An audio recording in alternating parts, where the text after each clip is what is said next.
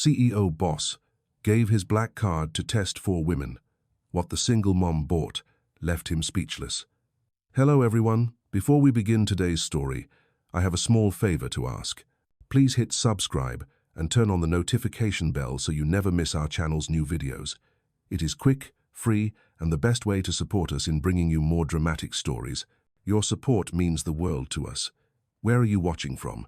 Drop your city or country in the comments below. Thank you very much. The air inside the corporate boardroom felt colder than usual that morning, the kind of chill that came not from the air conditioner but from the tension of power. Natalie Parker sat quietly near the end of the long mahogany table, her fingers tracing the rim of her coffee cup as the others spoke about quarterly reports she could barely afford to care about. Her mind was elsewhere, on her 6-year-old son Joey and the inhaler that was almost empty at home. The medicine cost more than her weekly paycheck, and payday was still 5 days away. When the glass doors opened, every whisper stopped. Jackson Hayes, the CEO of Horizon Innovations, entered with the calm authority of a man who owned both the building and the silence within it. His tailored suit caught the morning light, his expression unreadable as he looked at the 4 women seated before him. "Today," he said, his voice smooth and measured, "I want to run a little experiment, a test of character." He placed 4 matte black cards on the table, one in front of each woman. The metallic logo shimmered under the recessed lights. "Each of you will take 1 card. It has no limit. You have 24 hours to spend as you wish. No rules, no explanations. Just show me who you really are." A ripple of disbelief swept across the room. Victoria, the marketing director, leaned forward with an excited smile. Madison from Public Relations whispered something about designer handbags. Hannah, the young software engineer, nodded thoughtfully as if calculating how much luxury could fit into a single day. Natalie just stared at the black card in front of her, her reflection faintly visible on its surface. To her, it was not an opportunity.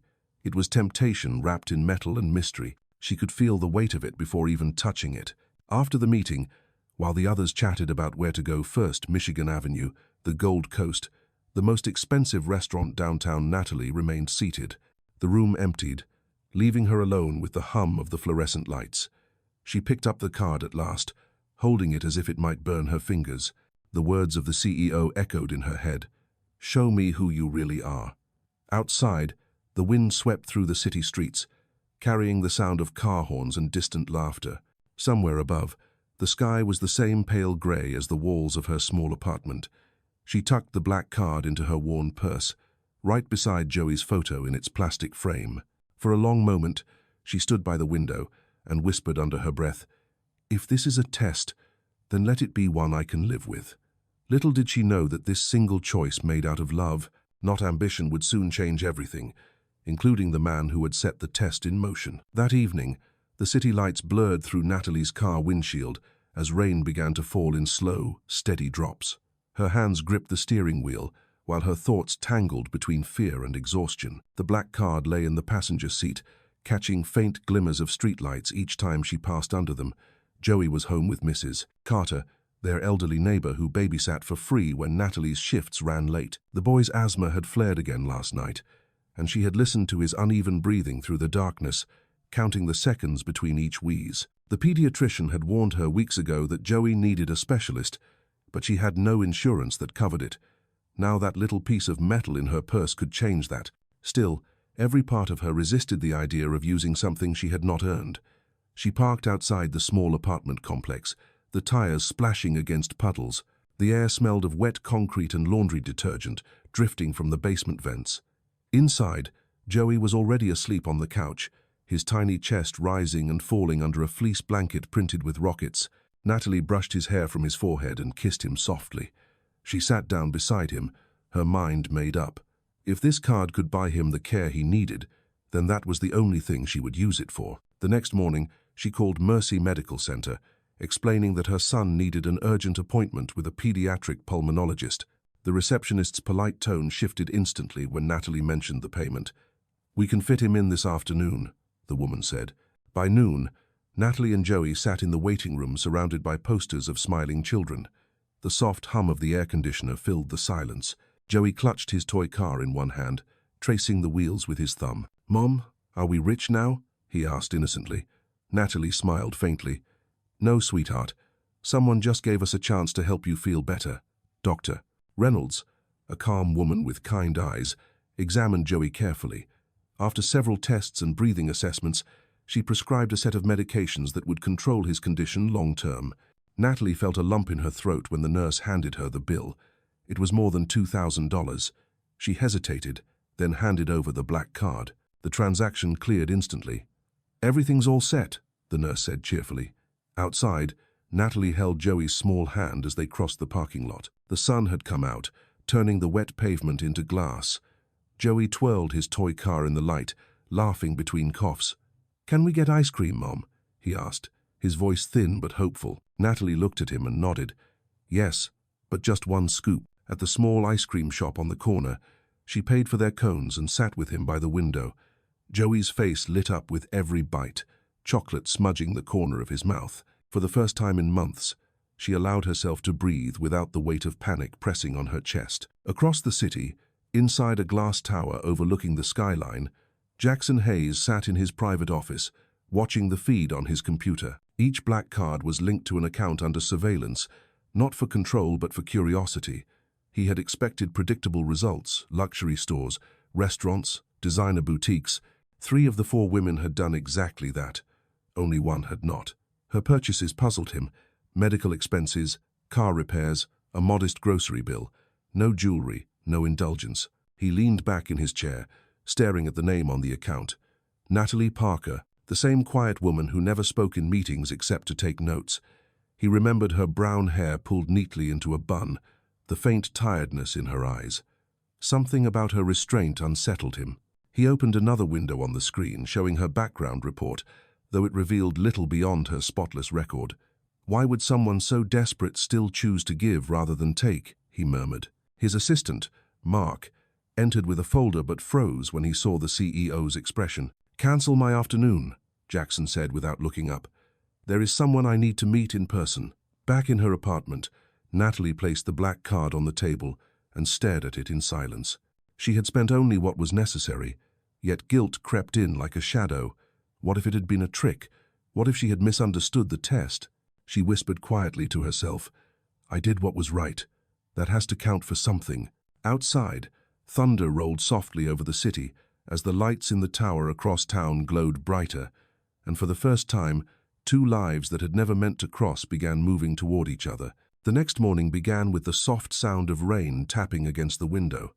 Natalie stood in her small kitchen, stirring oatmeal, while Joey sat at the table coloring with his new crayons. The faint wheeze in his breathing had eased overnight, and that small improvement filled her with gratitude. She glanced at the black card still lying on the counter, its dark surface catching the muted light. It felt heavier now, as though it carried judgment instead of value. She planned to return it today. Whatever this experiment was, she had taken what she needed and nothing more. The rest was not hers to keep. After dropping Joey off at school, she drove downtown to Horizon Tower. The lobby gleamed with marble floors and glass walls, the kind of place where every step echoed authority. She approached the reception desk and asked if Mr. Hayes was available. The assistant smiled politely, clearly unimpressed by her modest clothes. "Mr. Hayes does not take unscheduled meetings," she said. "I just need to return this," Natalie replied, holding up the black card. The woman's eyebrows lifted slightly. "Please wait here." Minutes later, another assistant appeared, tall and composed, gesturing toward the private elevator. "Mr. Hayes will see you now." Natalie's pulse quickened. Inside the elevator, she watched the floor numbers climb, her reflection faint in the mirrored walls. When the doors opened, she stepped into a spacious office framed by floor-to-ceiling windows overlooking the city. Jackson Hayes stood by the glass, hands in his pockets, his expression unreadable. "Miss Parker," he said, turning toward her, "I was hoping you would come." His voice was calm, but there was something curious in his tone, as though he had rehearsed this moment in his mind. "I wanted to return this," she said, placing the card on his desk. "I used it for my son's medical bills. That was all." Jackson studied her for a long moment. "Why not more?" he asked. "Most people would have." Natalie hesitated. "Because that was enough. The rest was not mine." Her answer hung in the air like quiet defiance. Jackson nodded slowly, walking around the desk. "Do you know why I gave you that card?" She shook her head. Because I was losing faith, he said, in people, in honesty, in integrity. I thought if I gave someone unlimited access, they would show me who they really were. You did. She looked at him uncertainly, unsure whether it was praise or accusation. Sir, if this was some kind of test, I did not ask to take it, she said softly. I only did what any mother would do. No, he replied gently. Not any mother, not any person. He reached for a file on his desk and opened it. You have been working here for 3 years, correct? Yes, she said cautiously. And you never asked for a raise, despite consistent overtime. I do my job. I am grateful to have it. Jackson's gaze softened. Grateful is not the same as treated fairly. He closed the file. I would like to offer you a position in the finance department.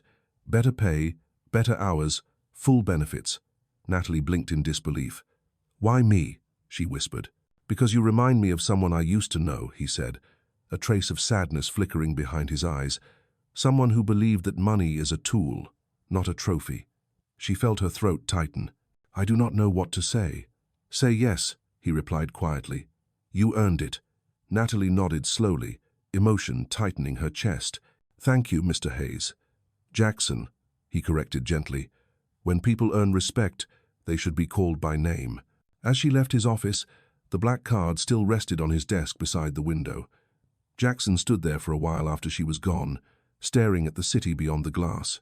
For years, he had measured worth in profit margins and numbers, but now he found himself thinking about a woman who had spent her only opportunity on kindness instead of comfort.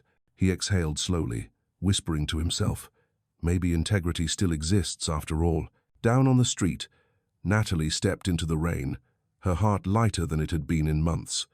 For once, the world did not feel so cold, and somewhere high above, a man who had everything money could buy finally began to remember what humanity felt like. The next few days at Horizon Innovations unfolded like a quiet storm in Natalie's life. She moved from the administrative floor to the finance department, her new office small but bright, with a window that overlooked the same streets she used to cross during lunch breaks. The first morning, she arrived early, nervous but determined. The familiar rhythm of the keyboard and the hum of the air conditioner grounded her, yet the memory of that conversation with Jackson lingered like a distant echo. He had not spoken to her again since that day, but she often felt his presence in the way the senior managers suddenly treated her with courtesy, in how the endless overtime emails stopped arriving in her inbox. Word had spread quickly that the CEO had taken a personal interest in her promotion, and office gossip followed her like a shadow. During lunch, a few co-workers whispered in corners. Some were curious, others skeptical. One woman from accounting, Sandra, approached her at the coffee machine. You must have impressed him, Sandra said with a thin smile. Not many people get a personal meeting with the boss. Natalie smiled politely. I just did my job.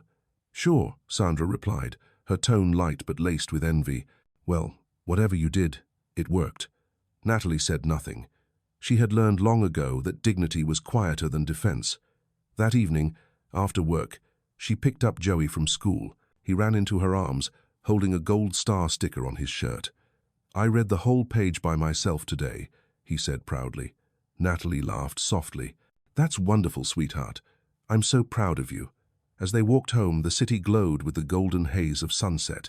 She told him about her new job, leaving out the details that might confuse him. Does that mean we can get a bigger place? He asked hopefully.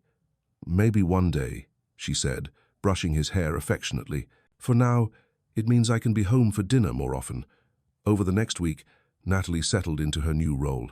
Her sharp mind and calm patience quickly impressed her colleagues. She organized files others had ignored, corrected financial inconsistencies, and stayed late when no one asked her to. Jackson noticed. Though he kept his distance, he found himself pausing by her department during evening rounds. He would see her sitting at her desk, focused and steady, unaware of his presence. Once, he saw her rubbing her eyes from fatigue before glancing at a small framed photo of Joey beside her monitor. It stirred something inside him, something that had been dormant for years, a sense of admiration, not rooted in business, but in humanity. Late one Friday, Jackson called his assistant Mark into his office. The black card experiment, he said, staring out at the skyline. Have you reviewed the reports? Yes, sir, Mark replied. The other 3 participants submitted statements. Most used their cards for personal luxuries. One even posted about it online. Miss Parker was the only one who returned the card. Jackson nodded, unsurprised.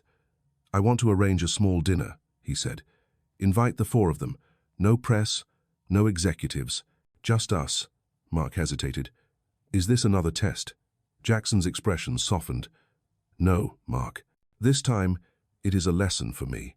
Meanwhile, at her apartment, Natalie folded Joey's laundry while he watched a cartoon on the old television. The quiet hum of domestic life filled the air, the scent of clean fabric softener mingling with the sound of laughter from the screen.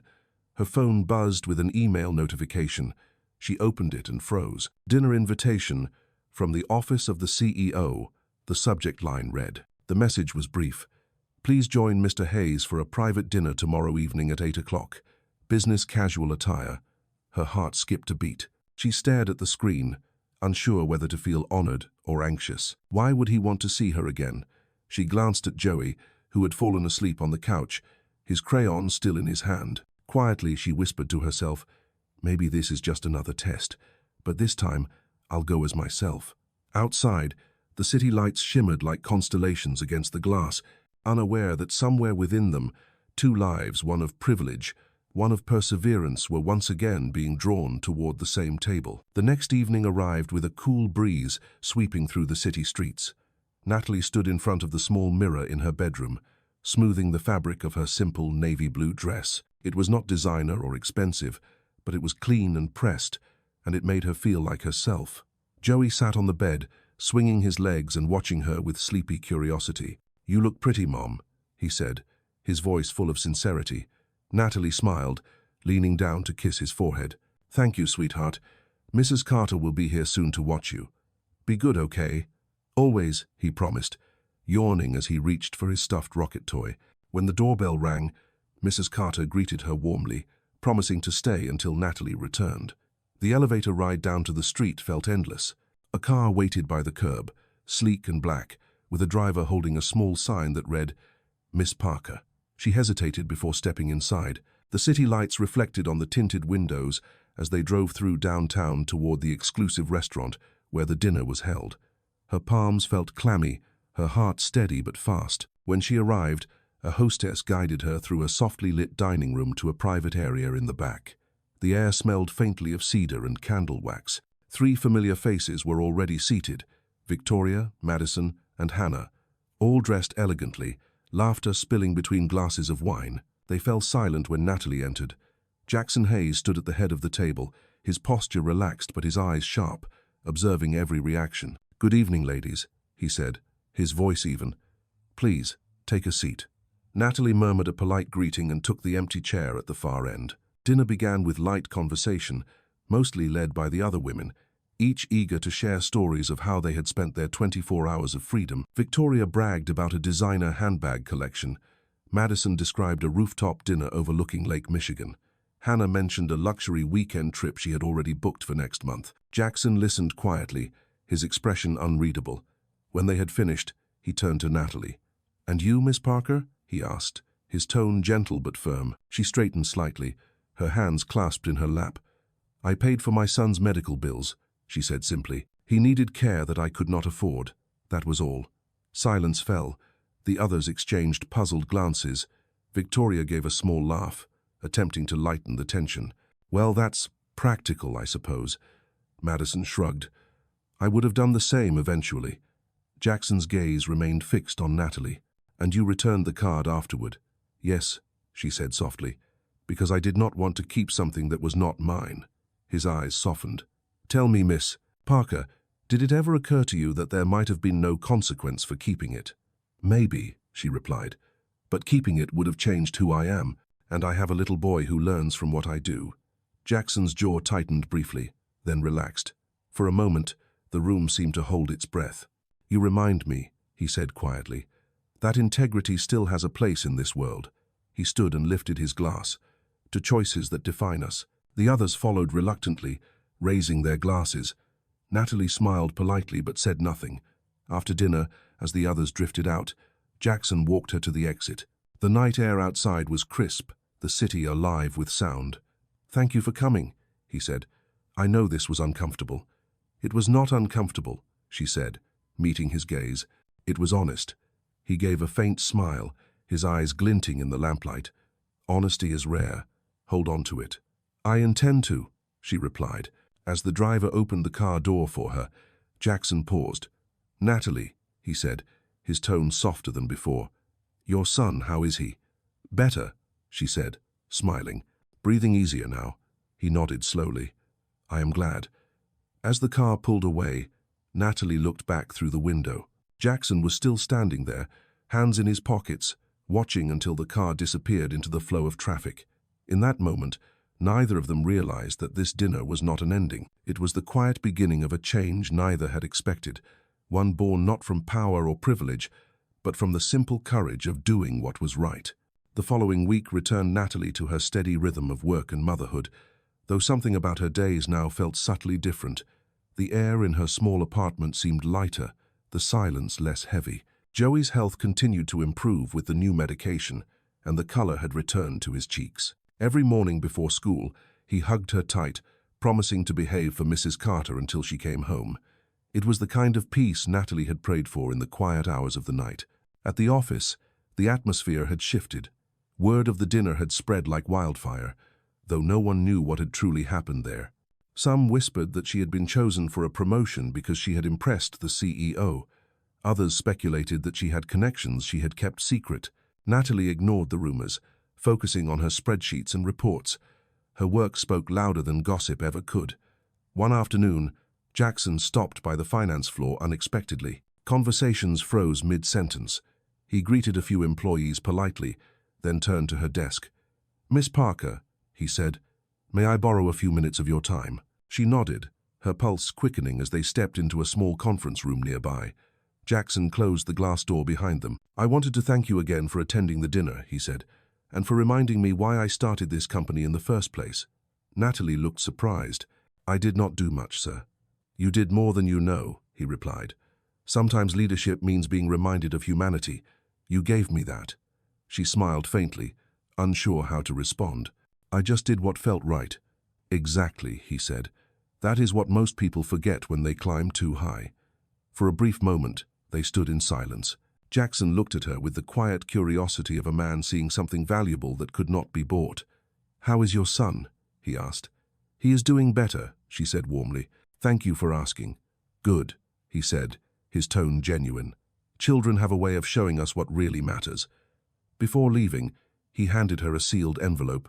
"A small bonus for your excellent performance last quarter," he explained. She hesitated but accepted it politely. After he left, she opened it to find a modest check and a handwritten note. "For Joey's future, from a man who believes you both deserve better." That night, she sat at her kitchen table, reading the note again under the dim light. She thought about Jackson, his calm eyes, his measured words, and the way he carried himself like someone trying to rebuild something invisible inside. It was strange to think that her simple choices had affected a man who lived in a world so far from her own. The next day, as she dropped Joey at school, he tugged her sleeve. "Mom, when I grow up, I want to be like you," he said proudly. "Why is that?" she asked with a smile. "Because you help people, and you never quit." Her heart swelled at his words. "Then you will be just fine," she whispered, hugging him tightly before watching him run toward the playground. At Horizon Tower, Jackson stood by his office window overlooking the city. He watched the clouds drift across the skyline, his mind lingering on Natalie's words from the dinner, "Keeping it would have changed who I am." He found himself writing that line on a notepad, underlining it twice. Later that afternoon, Mark entered the room with a new project proposal, but Jackson's thoughts were elsewhere. "Mark," he said suddenly, "how many single parents do we have working in this company?" Mark blinked in surprise. "I'm not sure, sir. I can have human resources gather that information." "Do that," Jackson said.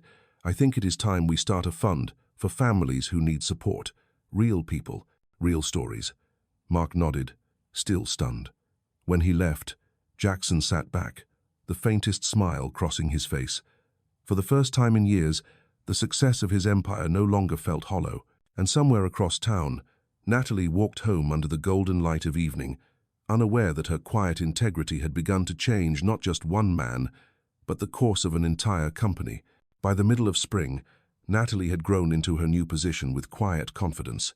The days were long, but the work fulfilled her in ways she had not expected. Her reports were precise, her communication clear, and the small finance team began to rely on her as the steady center that kept everything organized.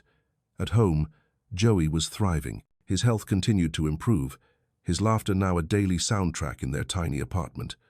On weekends, they visited the park near the river, where he fed ducks and chased kites with other children. Every time Natalie watched him run, she felt a surge of gratitude that bordered on disbelief. Sometimes she would think about the black card, the strange beginning of everything, and wonder what would have happened if she had chosen differently. At Horizon Tower, Jackson was changing too, though few dared to say it aloud.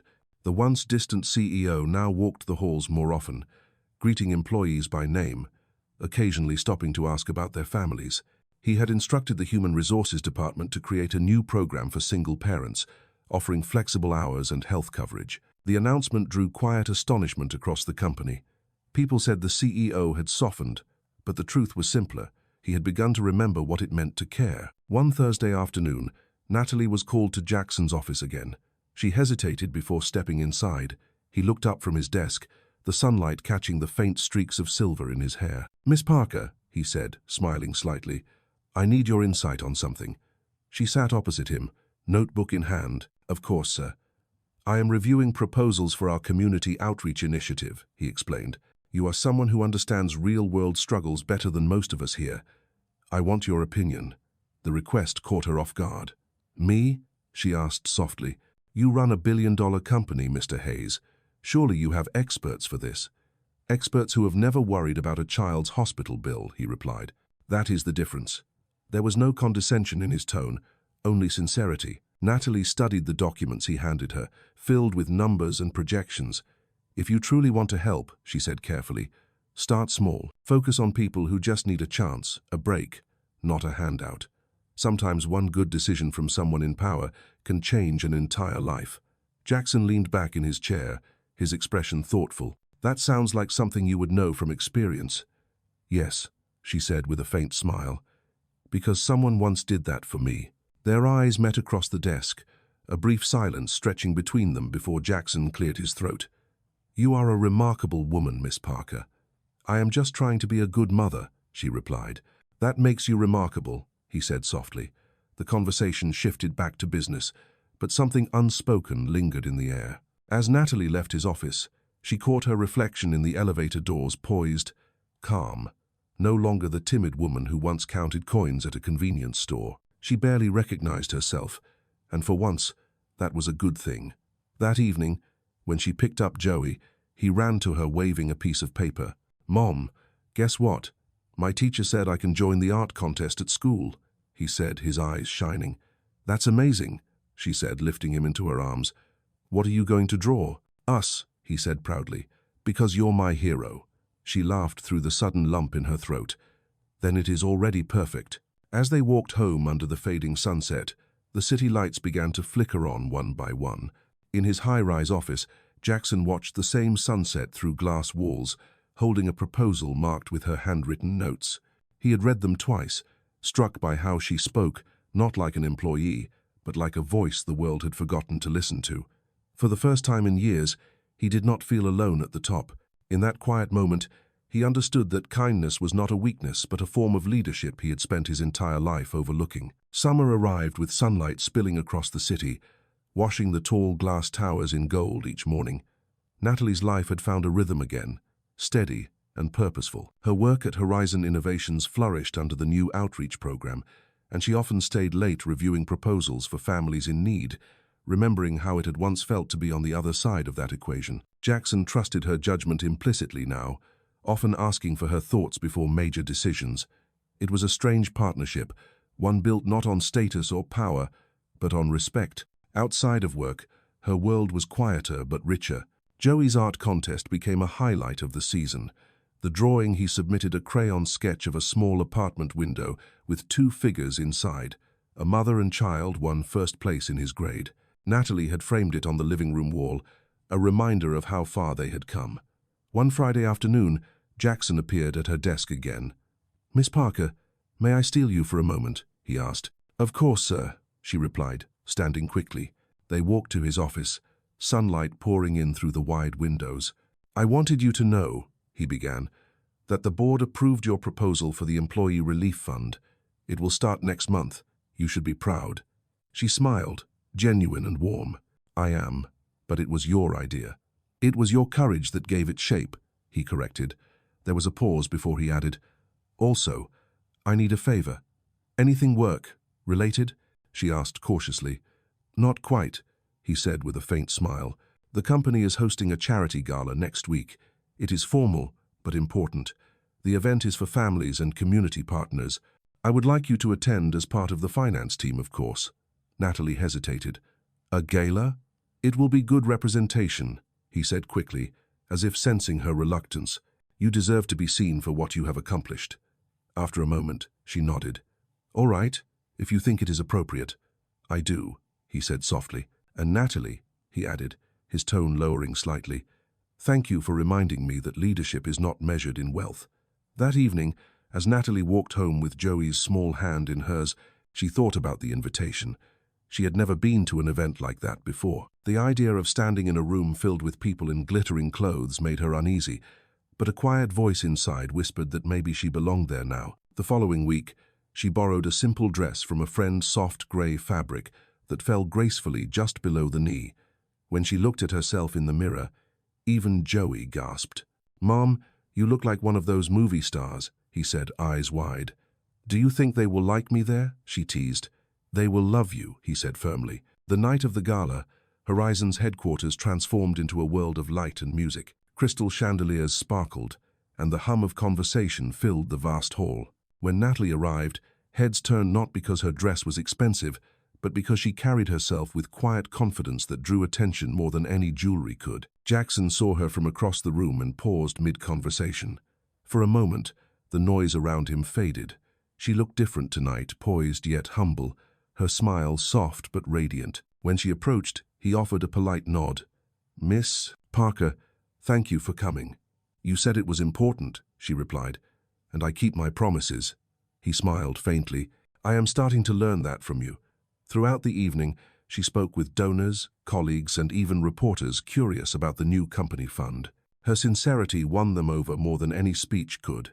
As the event drew to a close, Jackson took the stage to thank everyone for their contributions. His eyes met hers as he said, "Sometimes, the greatest leaders are not the ones at the top, but the ones who remind us why we started climbing." Natalie looked down, her heart full. When the applause filled the room, she felt tears sting her eyes not from sadness, but from the quiet, unbelievable joy of finally being seen for who she was. In that moment, she understood something profound. The test had never truly been about money. It had been about faith, his in humanity, and hers in herself. The following morning, the city seemed softer somehow, as if the night's celebration had left a trace of hope in the air. Natalie woke earlier than usual, sunlight spilling through the thin curtains of her bedroom. She moved quietly, careful not to wake Joey, who was still dreaming under a tangle of blankets. Her mind replayed moments from the gala, the laughter, the kind words from people she had never met, and Jackson's speech that still echoed faintly in her memory. It felt surreal to think that a man of such power had publicly acknowledged her, not for charity, but for integrity. At the office later that day, her co-workers' reactions were mixed. Some congratulated her warmly, others watched from a distance with curiosity. Natalie responded with the same calm professionalism she always had. Her desk was neatly arranged, her reports filed in order, her focus unshaken. By mid-morning, a soft knock at her cubicle broke her concentration. It was Jackson's assistant, Mark, holding a folder. "Mr. Hayes asked if you could review these financials before lunch," he said politely. "And he wanted me to let you know he appreciated your presence last night." Natalie smiled faintly. "Please tell him I appreciated the opportunity." Mark nodded, hesitating for a moment, as if wanting to say more, then walked away. Inside the folder were projections for the new employee fund and handwritten notes in Jackson's neat, deliberate script. At the bottom of the page, one line caught her attention. "People like Natalie Parker remind us that compassion is the only currency that grows when spent." Her chest tightened at the words. That afternoon, a sudden summer storm rolled through the city. Thunder rumbled above the skyscrapers, and rain streaked the glass walls of Horizon Tower. Most employees hurried home early, but Natalie stayed behind to finish her work. She preferred the quiet. It helped her think. When she finally left the building, the lobby was nearly empty, except for the security guard and a familiar figure standing near the entrance. Jackson, holding a closed umbrella. "You should not be walking in this weather," he said when he saw her. "The storm came faster than I expected," she replied, glancing at the rain outside. "Let me drive you," he offered. "It is the least I can do after keeping you late with all those reports."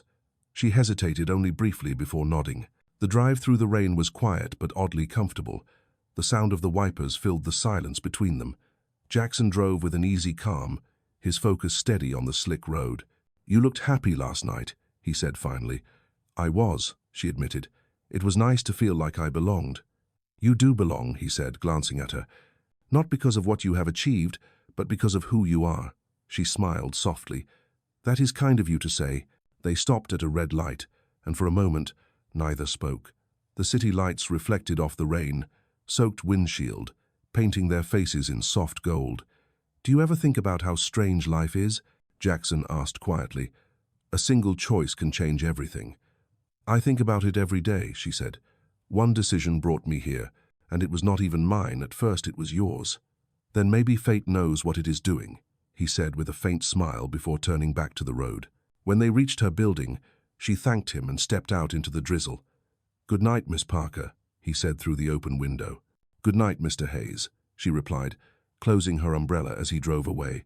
Inside her apartment, she found Joey asleep on the couch, a half-finished drawing beside him. It showed a tall building with a small woman standing next to a man in a suit, both smiling under the same sky. She brushed a hand over the paper, her eyes misting. Somewhere between that first encounter in a convenience store and this quiet night in the rain, her life had transformed not through miracles or wealth, but through choices made with heart. As thunder faded into the distance, she whispered a silent thank you, not just for what she had gained, but for what she had become. The next week unfolded quietly, yet something had shifted beneath the surface of routine. Natalie noticed how often Jackson appeared in the finance department now, not as the commanding CEO, but as a man genuinely interested in the work being done. He asked questions, offered guidance, and occasionally stopped by her desk just to ask how she was managing. Each time, she felt the faint stir of something unfamiliar, a warmth that both comforted and unsettled her. She reminded herself that he was her boss, that their worlds were not meant to overlap, but her heart did not always listen to reason. At home, Joey began to notice too. "Mom, you smile more lately," he said one evening as they shared dinner at their small kitchen table. She laughed softly. "Do I?" "Yeah," he said with a grin. "Maybe because work is better now." "Maybe," she said, though she knew it was more than that. One afternoon, near the end of the month, Jackson called her into his office. "I wanted to discuss something new," he said, standing by the window with the skyline glowing behind him. "We are planning to open a community center under the Horizon Foundation somewhere. Families can access education and medical support. I would like you to oversee the financial operations." Natalie blinked, taken aback. "That is a huge responsibility, sir." "I know," he said with a calm smile. "That is why I am asking you. I need someone I can trust." "I will do my best," she said, her voice steady but touched with emotion. "You always do," he replied. As she reviewed the proposal documents, Jackson studied her quietly. Her focus, her grace under pressure, it reminded him of his late mother, a woman who had raised him with discipline and compassion despite little wealth. He had spent years trying to prove himself through success, only to realize that integrity had been her true legacy. Later that evening, Natalie stayed late, finalizing reports. The office had emptied, the glow of city lights stretching across the glass walls. Jackson returned from a meeting and noticed her still working. "You should go home," he said gently. "Joey will miss you." She looked up, startled but smiling. "Just finishing a few numbers. I promised him pancakes for dinner, so I cannot be too late." "Pancakes for dinner?" he asked, amused. "Our tradition," she said. "We celebrate small victories with something sweet." "Then tonight must count as one," he said. She paused, curious. "Why?" "Because you remind this company what victory actually means." His words lingered between them. The hum of the city below seemed to fade, leaving only the soft rhythm of their breathing. Natalie packed her things, aware of the strange tension in the air, something tender but unspoken. As they rode the elevator down together, Jackson glanced at her reflection in the mirrored doors. "Do you ever think about what you want beyond all of this?" he asked quietly. "Beyond work? Beyond survival," he said. She thought for a moment. "I want peace," she said. "Not luxury or recognition, just a life where my son can grow up safe and I can look back without regret." He nodded slowly. "Peace is harder to buy than anything else in this world. That is why I do not try to buy it," she replied. When the elevator doors opened to the lobby, he smiled faintly. "You always find the right answer, Miss Parker." "I just speak the truth, Mr. Hayes." As she stepped out into the warm night air, Natalie felt something shift deep within her, a quiet understanding that their paths were no longer just crossing by fate, but weaving together by choice. In his office high above, Jackson watched her walk toward the streetlights, realizing for the first time that the woman he had once tested had now become his measure for what was real. Autumn arrived quietly, painting the city in amber and gold. The days grew shorter, and the air turned crisp, carrying the scent of rain and leaves down the busy streets. Natalie found herself busier than ever as the Horizon Foundation project took form. The community center plans were finally approved, and construction was set to begin before winter. It was the biggest project she had ever been part of, and Jackson made sure she was involved in every major meeting. They worked side by side more often now, their partnership steady and effortless, built on trust that needed no explanation.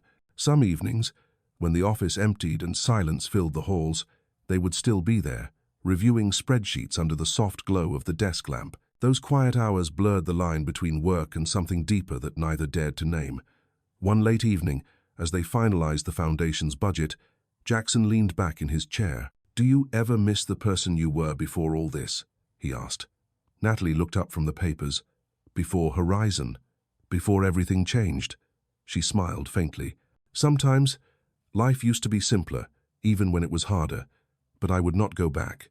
"Why not?" he asked. "Because I like who I am now," she said softly. "And I think Joey does too." Jackson's expression warmed. "He is lucky to have you." "I am lucky to have him," she replied. The silence that followed was not awkward. It was the kind that only existed between two people who understood each other without needing to speak. The following week, the company organized a groundbreaking ceremony for the new community center. Natalie stood beside Jackson on the small stage, surrounded by reporters and city officials. Cameras flashed, and microphones hovered. Jackson gave a short speech, but this time, his tone carried something different, something personal. "This project is not just about buildings or budgets," he said. "It is about people. It began because one person reminded me that success means nothing if it does not help others succeed." Natalie felt her chest tighten. When he turned slightly and nodded toward her, she realized he was speaking about her. The audience applauded, but she hardly heard them. In that moment, her heart ached in a way that was both beautiful and terrifying. That evening, after the event, she stopped by his office to thank him. He looked up from his desk as she entered. "You did not have to," she said quietly. "You could have said those words without mentioning me." "I wanted to," he said simply. "You deserve to be recognized." "You make it sound like I saved you," she said, trying to smile. "Maybe you did," he replied. The words hung between them, heavy but sincere. Natalie's breath caught.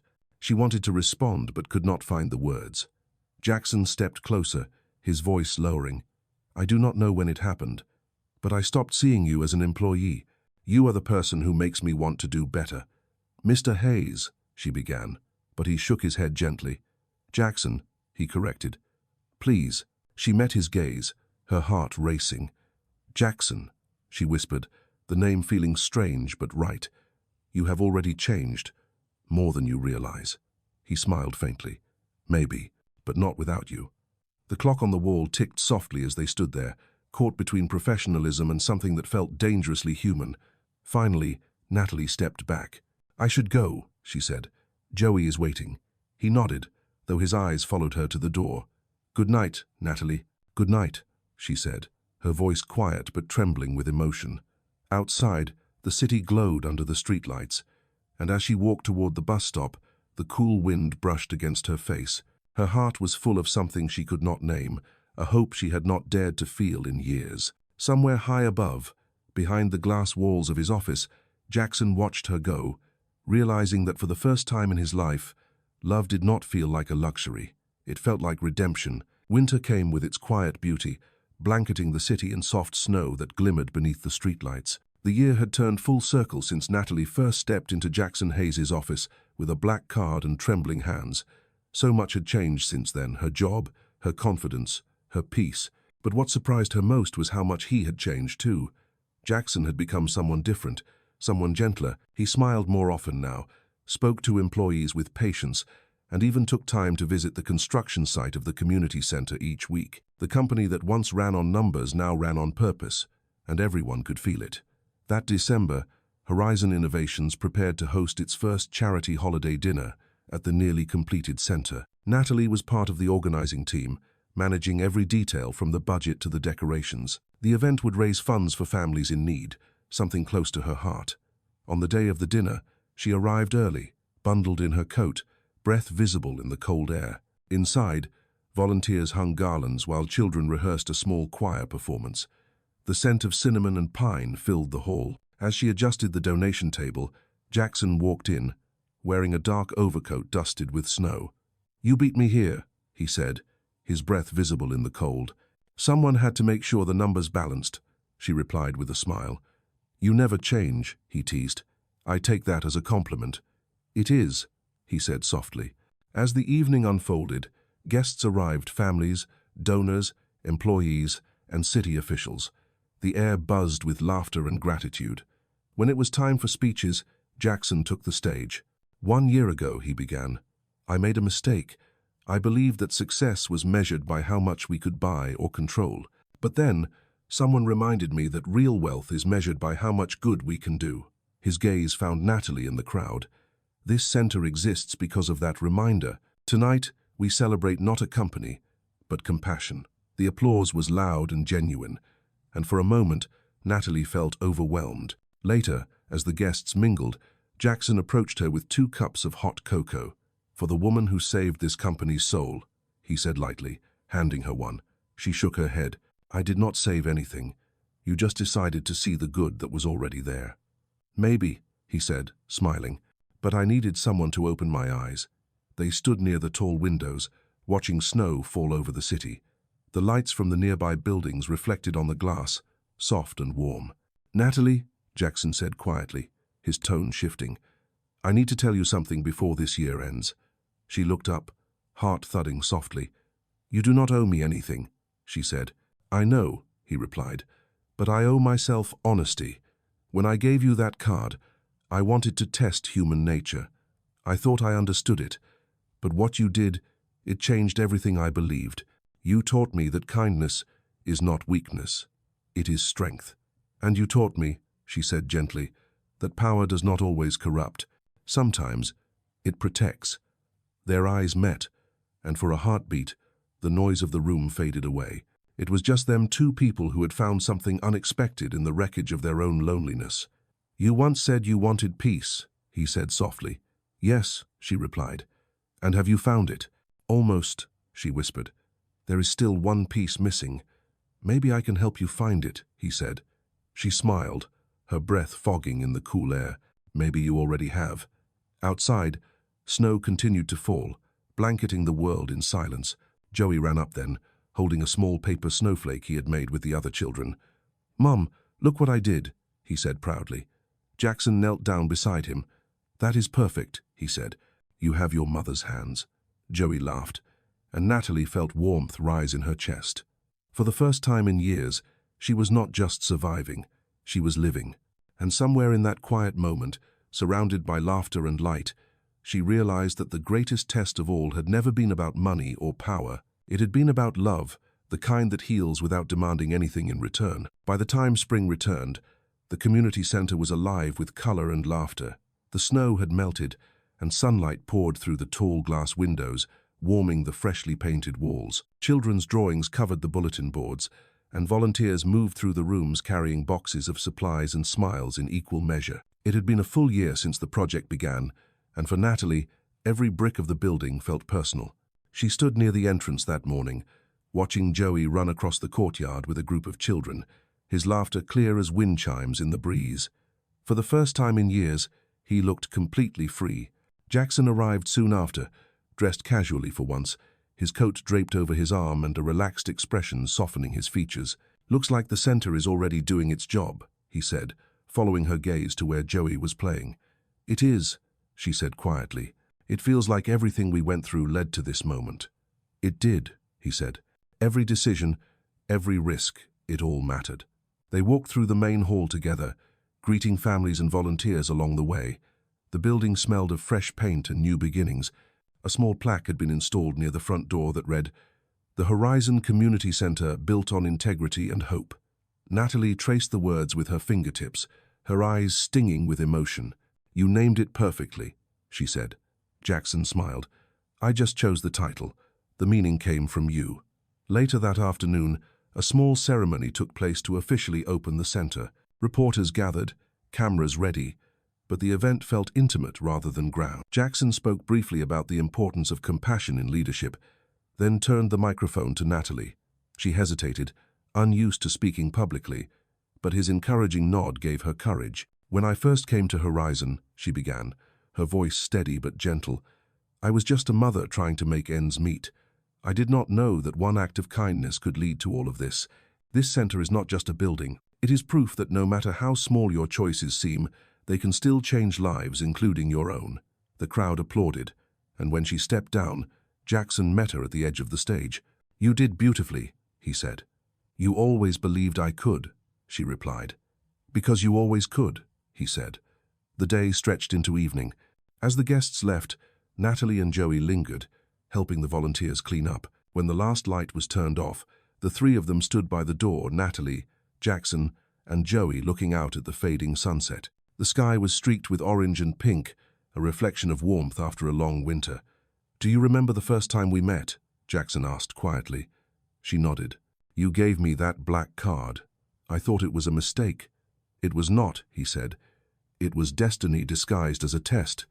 "And what did you learn from it?" she asked. He looked at her for a long moment before answering. "That the richest people in the world are not the ones with the most money. They are the ones who have someone worth becoming better for." Natalie felt tears rise, but this time they were tears of peace. Joey tugged on her sleeve. "Mom, can we go get ice cream?" She laughed softly. "Yes, sweetheart, we can." Jackson smiled. "Make that 3 cones. I owe someone a celebration." As they stepped into the cool evening air, Natalie turned to look back at the glowing sign of the community center. It stood tall against the twilight, a symbol of everything they had built together, not from power or wealth, but from faith, perseverance, and love. She took Jackson's hand for the first time, and he did not let go. They walked down the quiet street beside Joey, their footsteps steady, their hearts lighter than they had ever been. In that moment, the world felt whole again, and somewhere deep inside, Natalie understood that she had not just passed a test, she had rewritten its meaning. The story that began with a black card ended with something far greater, the reminder that real wealth is found in kindness, and that sometimes the smallest act of goodness can heal even the most powerful heart. In this emotional cinematic journey of redemption and compassion, a powerful CEO's experiment to test human nature leads to an unforgettable story of humility, love, and second chances. When a struggling single mother chooses kindness over greed, their lives intertwine in a way that redefines what true success means. Through heartbreak, resilience, and quiet strength, this tale explores how empathy can heal even the coldest hearts, and how destiny often hides in ordinary moments. Set against a backdrop of wealth and power, it reminds viewers that integrity is priceless, and love is the greatest investment. This is one of those millionaire stories that transcends luxury, showing that moral courage matters more than material comfort. For anyone who believes in humanity's goodness, this masterpiece among millionaire stories reveals how compassion can turn power into purpose and pain into growth. Blending the emotional depth of single mom struggles with the grace of a reformed leader, it joins the best millionaire stories ever told about redemption through kindness. As every choice echoes across time, this moving narrative invites audiences to rediscover hope, forgiveness, and what it truly means to be rich in spirit.